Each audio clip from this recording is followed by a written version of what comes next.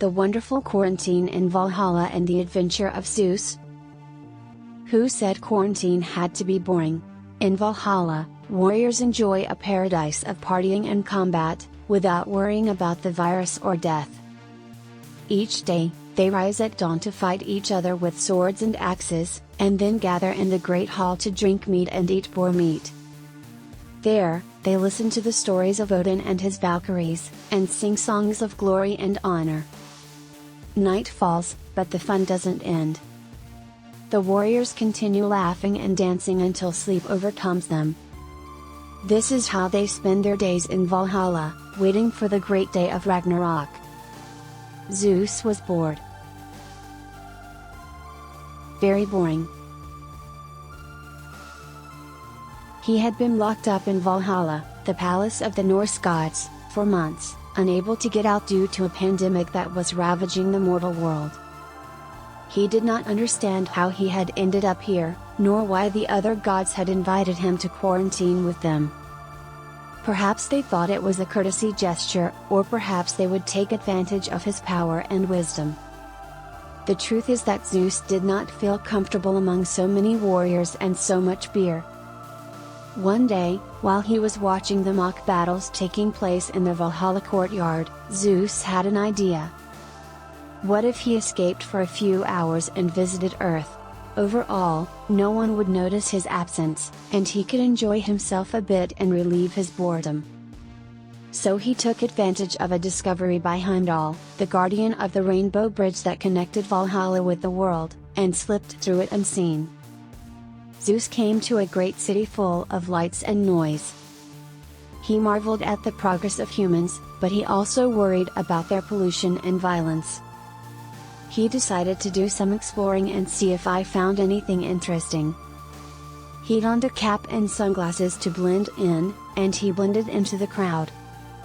I soon discovered that the city was full of temptations for a god like him: beautiful women, delicious food, gambling. Zeus couldn't resist and began to enjoy everything mortal life had to offer. He fell in love with a famous actress and seduced her with her divine charms. He ate a giant bacon cheeseburger, he won $1 million in a casino, and he even befriended a rapper who taught him how to sing. Zeus was so happy that he lost track of time. He did not realize that his escape had lasted longer than expected, nor that the other gods were furious at his disappearance. He also did not realize that he had left obvious traces of his time on Earth: illegitimate children, media scandals, lawsuits. All this reached the ears of the Norse gods, who decided to go looking for him to punish him. When Zeus saw Odin appear in the sky riding his winged horse Sleipnir, followed by Thor with his hammer Mjolnir and Loki with his mischievous tricks, he knew he was in trouble. He tried to run away, but it was too late. The gods caught him and dragged him to Valhalla between shouts and insults. There they locked him in a dark and humid cell, where they made him undergo the worst hardships. They deprived him of food and drink, they subjected him to physical and psychological torture, they made him listen to heavy metal music at full volume, and they even forced him to watch romantic movies non-stop. Zeus begged for forgiveness 1,000 times, but no one paid attention to him. He was lonely and sorry. He realized that he had been irresponsible and selfish, that he had betrayed the trust of his hosts, that he had endangered public health, and that he had caused a lot of damage to humans. Finally, the day of the great banquet in Valhalla arrived to celebrate the end of the quarantine and the victory over the pandemic. Zeus was still locked in his cell, plunged in sadness and shame. However, suddenly, he heard footsteps and knocks on his cell door.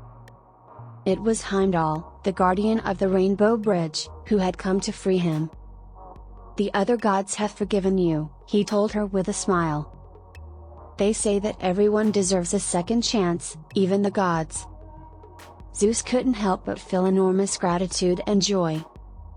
He left the cell and ran into the great hall, where he was greeted with cheers and hugs. There, he realized that, although the adventure on Earth had been fun, his true home and his true family were in Valhalla. He vowed never to put them in danger again and thanked the other gods for their kindness and compassion. Together, they held the most memorable banquet in the history of Valhalla, complete with music, dance, and toasts. Stay tuned for more updates. Comment what other stories do you want to see.